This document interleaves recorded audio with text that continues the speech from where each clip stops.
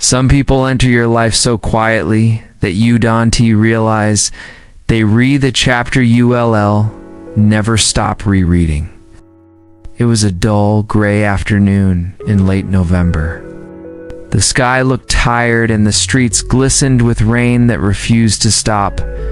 Rafay, carrying his camera bag and a half-finished coffee, walked through the narrow lane that led to Page Turner's, a small, old bookstore tucked between two tall buildings.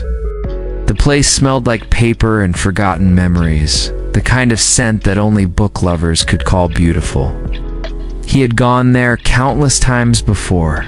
It was his escape from noise, from people, from the ache of everyday life. But that day, it wasn't the books that caught his attention. It was her. Mishal stood by the poetry section, her hair damp from the rain, strands sticking gently to her face. She wore a pale blue sweater, holding a thin book in her hands, letters to the sky. She wasn't reading it. She was just staring at the page, as if waiting for the words to come alive. Rafay didn't know what drew him in. Maybe the silence around her, or the way she seemed to belong to the rain. He hesitated, then walked closer, pretending to browse the same shelf. When she looked up, their eyes met for just a second. "Beautiful weather, isn't it?" he said awkwardly, instantly regretting the cliché. She smiled softly. "I like the rain. It makes everything honest." He didn't know what that meant, but the sentence stayed with him. He wanted to say something more, to keep her talking, but she turned back to her book. Before he could gather the courage to speak again, the shopkeeper announced closing time. She tucked the book under her arm, paid for it, and walked out, leaving behind the faint smell of rain and jasmine. Rafay stood there, holding a random novel he hadn't even looked at. The sound of the rain outside echoed through the doorway. For reasons he couldn't explain, he smiled. Something had begun quietly, unexpectedly, and without permission. The next day, he went back to the bookstore. The next, and the next after that. Not for the books, but for a girl who loved the rain. Sometimes, love doesn't begin with fireworks. It begins with conversations that never seem to end. Weeks passed before Rafay saw her again. She walked into the bookstore like a familiar dream. Same calm smile, same quiet grace. This time, he didn't hesitate. "Back for more honesty?" he said, nodding toward the window where rain tapped softly. She laughed, a sound that somehow made the whole shop feel warmer. Maybe I just ran out of things to read. They talked for hours about books, art, favorite cities, and meaningless things that felt meaningful when she said them. Her name was Mishal. She studied design at a nearby college, spent her weekends volunteering at a shelter, and loved photography but hated being photographed. Rafay found her fascinating not because she was extraordinary, but because she made ordinary things feel alive. Soon, their meetings became routine.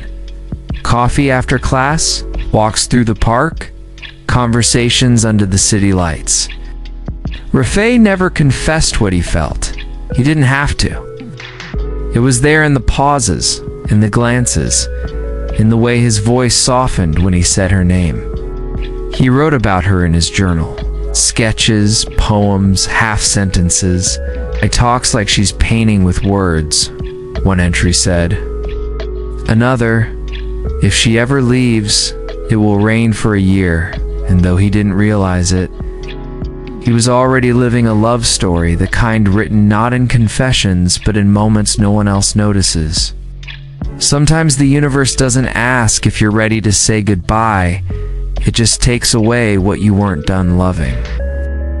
It was the start of winter when Mishal told him she was moving away. Her father had been transferred to Islamabad. Rafay just stood there, the air around him suddenly too heavy. When he managed to ask, "Next week," the words hit harder than he expected. Next week, 7 days. That's all he had left with her. They spent those days together, walking, laughing, pretending everything was normal. Every moment was wrapped in silence neither dared to break. On her last evening in Karachi, they met at the same bookstore. The rain was pouring, just like the first day. "I'll write to you," she said, trying to smile. He nodded, pretending to believe it. He wanted to say stay. He wanted to tell her that his world would fall apart without her. But instead, he just handed her a book, Letters to the Sky. The same one she had been reading the day they met. When she left, he followed her outside, watching her disappear into the misty rain. The streetlights blurred, the city faded, and all he could hear was the sound of his own heartbeat whispering her name. That night, Rafay stood on his balcony for hours, letting the rain soak through him, as if it could wash away the ache that had begun to grow inside.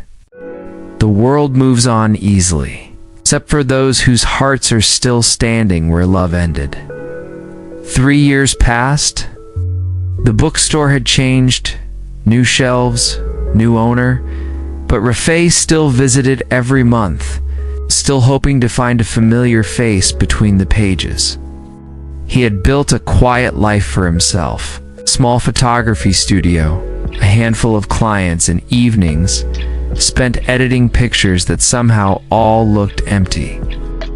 On the surface, he seemed fine, but deep down every photograph, every rain-soaked street, reminded him of the girl who used to love the rain. Sometimes he'd take long walks after work, imagining what she might be doing in her new city. Maybe she'd forgotten him. Maybe she'd met someone. Maybe she still missed him when it rained. Those thoughts kept him alive, and slowly destroyed him too. Once he received a message from an unknown number. "Hey, do you still visit the bookstore?"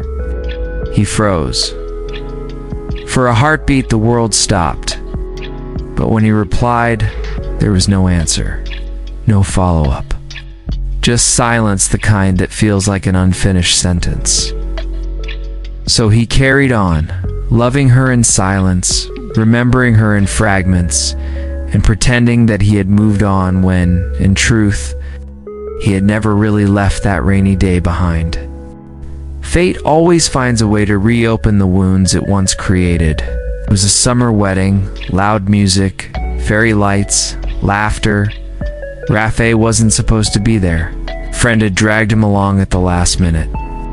And then, in the middle of the crowd, he saw her. Mishal, time didn't just stop, it rewound. For a moment, he was 22 again, standing in the rain, offering an umbrella. She looked radiant in a pale gold dress, her hair pinned softly to one side, her smile still carrying the same quiet warmth. But there was something new in her eyes, a distance, a maturity that time had carved gently into her.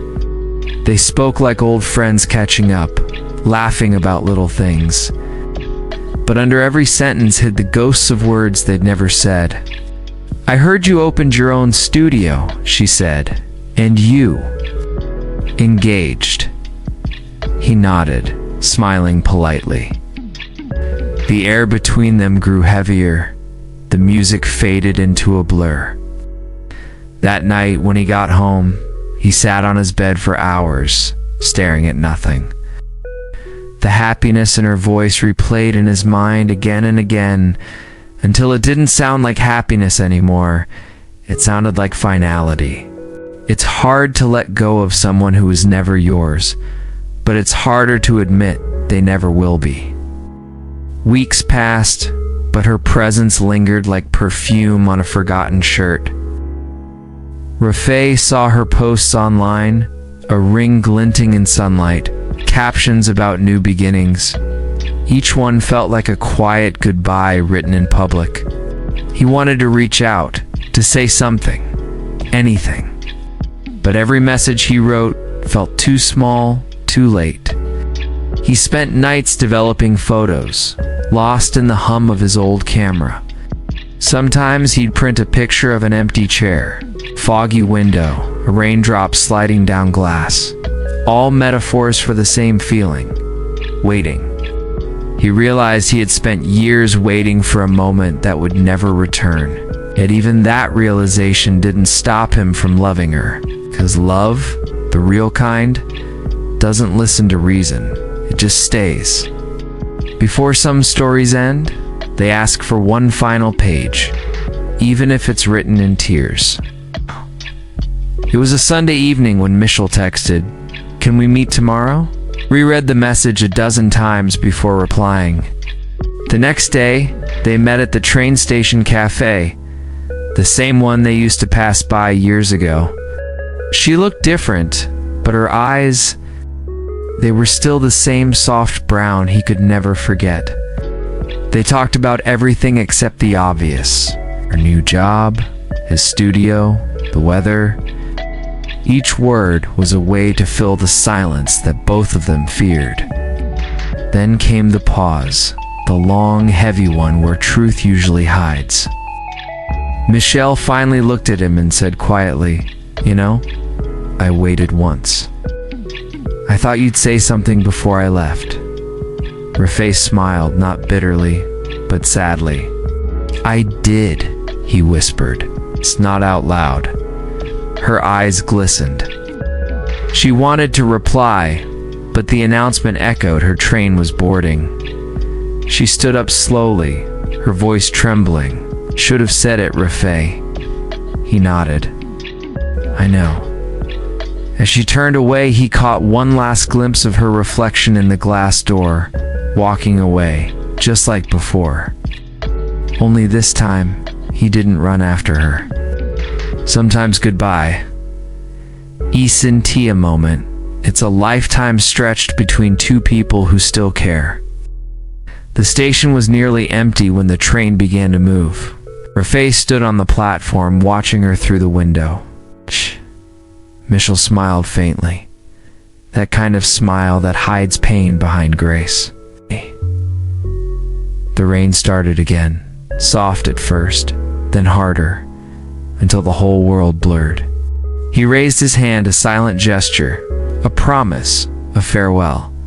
For a second, she did the same. Their eyes met one last time, and then she was gone, swallowed by the rain, the fog, and everything he never said. He stood there long after the train disappeared, the rain soaking through his shirt, his heart strangely calm, 'cause some part of him knew that was the last time he would ever see her. Healing doesn't mean forgetting. It means learning to live with the ache and still smile. Rafay eventually left the city. He took a teaching job in Lahore, where no one knew his story.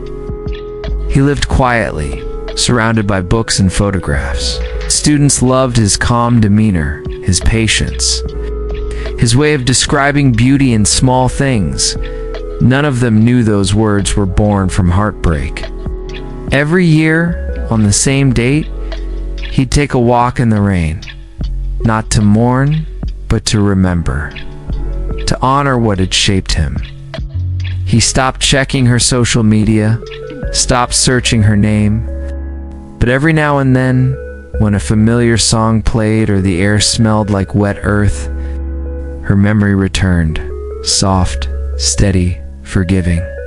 Some loves don't die, they just find new ways to exist in silence, in rain, in memory.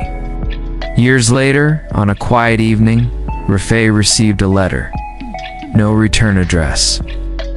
Just his name written in handwriting he recognized instantly. His hands trembled as he opened it. Inside were only a few lines. If I could go back, I would have stayed that day. But maybe we were meant to meet, just not to last. You were my almost Rafay, my forever that never happened. He closed the letter and smiled through tears. The rain began to fall outside, slow, rhythmic, endless. He stepped to the window, letting the soft drizzle touch his hands. Whispering softly, he said, "One last goodbye, before forever." Outside, the rain continued, gentle and infinite, like love that never asked to be returned, only remembered.